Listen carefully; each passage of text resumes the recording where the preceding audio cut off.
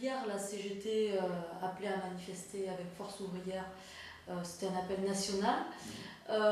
Pourquoi la CGT et Force ouvrière sont contre cet accord entre syndicats et MEDEF?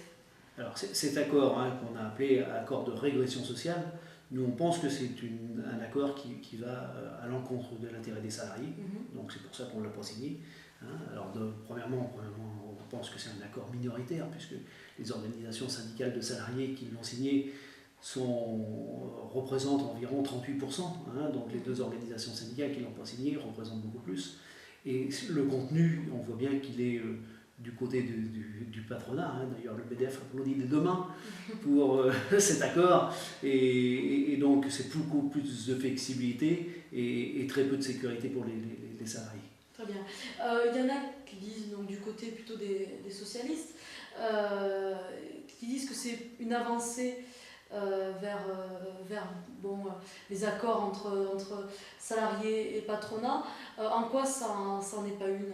Alors, nous, on pense que le peu d'avancées qu'on nous met toujours en avant sur la complémentaire santé, effectivement, pour une complémentaire, alors il faut voir comment ça va se mettre en œuvre au niveau des branches, qu'on repousse quand même en 2016, sur la taxation des contrats à durée déterminée, une taxation très faible, puisque le patronat y compris a fait ses comptes, c'est 21 € de plus. Pour un salarié, c'est pas beaucoup.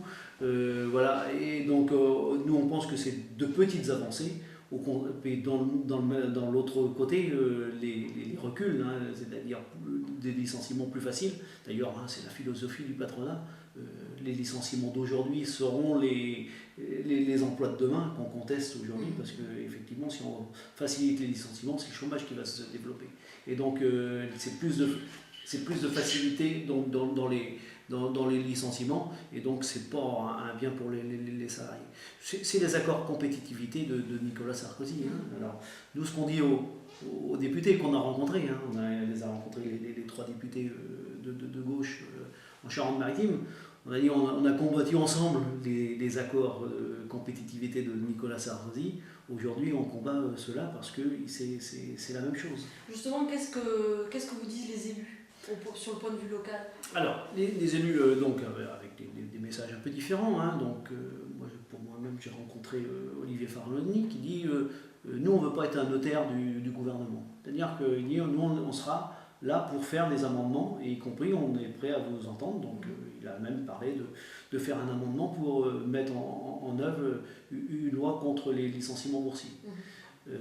Suzanne Tallard est plus critique sur l'accord, dit qu'il y a beaucoup de points négatifs pour les salariés et qu'elle attend de voir l'évolution des amendements pour voir sa position, si elle vote pour ou pas, puisqu'elle est un peu dans cette position-là, et pour elle, elle dit il y a un déséquilibre entre les points pour les salariés et les points positifs et les points négatifs. Voilà. Catherine Quéré est consciente des problématiques, mais dit bon voilà, elle a un peu une pression comme les autres élus on leur fait comprendre qu'ils sont dans une majorité. D'accord. Et qu'est-ce qui serait alors une réelle avancée pour les salariés? Qu'est-ce que vous demandez au gouvernement socialiste? Nous on demande plus de sécurité, parce que là c'est moins de sécurité, nous on demande plus de sécurité. Alors il y a quelque chose qu'on pousse dans la CGT depuis de longue date, ça s'appelle la sécurisation professionnelle, la sécurité professionnelle, la sécurisation des parcours, c'est-à-dire quand quelqu'un embauche dans une entreprise, qui soit assuré d'avoir un avenir, y compris que si cette entreprise ferme, qu'il y ait un système que le salarié puisse continuer à progresser. Je crois que sur des territoires, on peut inventer des choses, y compris, même si on n'a pas besoin d'un temps plein sur une entreprise, peut-être dans une filière, avoir 2 temps partiels, mais que l'emploi soit sécurisé et pousser plus pour qu'il y ait des CDI, c'est-à-dire qu'il aurait fallu que la taxation en direction des contrats courts, des contrats déterminés, soit plus forte pour favoriser les contrats à durée déterminée, parce que c'est le grand perdant, le CDI dans cette affaire-là. Alors, tous les députés socialistes, apparemment, seulement 100 députés socialistes voteraient cet accord.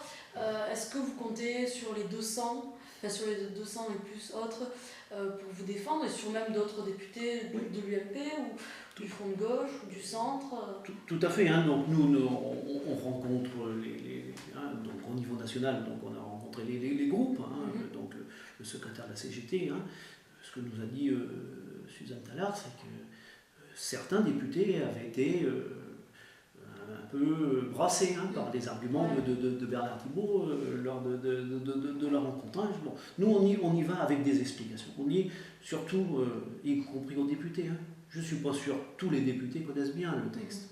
Voilà, hein, y compris qu'il n'est pas facile obligatoirement à lire. Hein, voilà, hein, donc voilà, je pense qu'on leur dit surtout lisez d'abord hein, le texte, mais aussi lisez les analyses des uns et des autres, y compris en dehors des organisations syndicales. Hein, aujourd'hui, le syndicat des avocats de France, le syndicat de la magistrature, les mutuelles s'expriment également, des cabinets d'experts, hein, puisque ça va être compliqué hein, de faire une expertise maintenant avec les délais qu'on nous donne. Voilà. Donc informez-vous.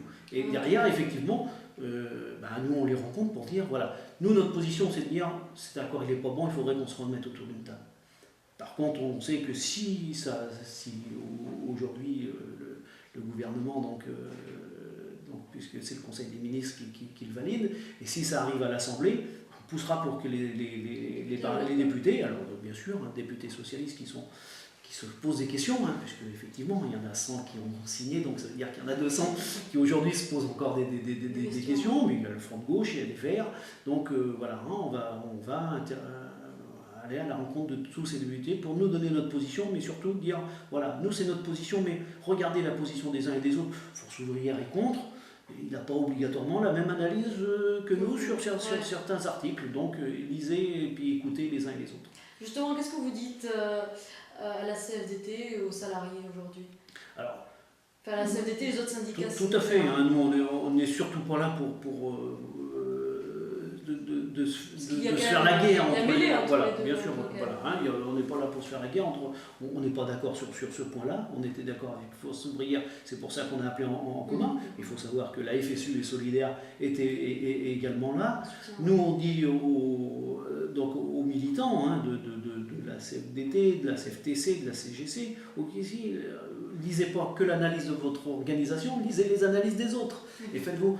Moi, une élue, on a eu deux adhérents de transport marchandises, d'un CFTC, qui n'ont pas admis, et donc qui ont quitté leur carte. Mais au-delà de ça, c'est-à-dire on peut être dans une organisation syndicale et puis être critique avec son organisation syndicale, voilà, en interne, et puis regarder, et puis voilà, et se faire son avis par soi-même. Très bien, pour finir, pour le coup, gouvernement de droite, gouvernement de gauche, c'est un peu la même chose?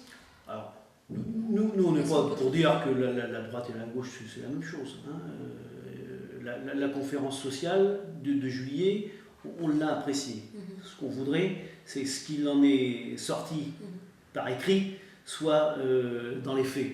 Hein. Et nous, on considère que cet accord, il va à l'inverse de ce qui a été dit à la conférence sociale de juillet. Voilà. Hein, c'est pour ça qu'on voit bien que les discussions, y compris avec le gouvernement, sont différentes qu'avec celui de Nicolas Sarkozy, sauf que voilà, hein, l'accord du 11 janvier, ça ne fait pas la malle, et donc il faut qu'il y ait autre chose de nouveau pour les salariés. Parce que tant qu'à avoir un accord qui n'est pas bénéfique aux salariés, nous on dit qu'il vaut mieux pas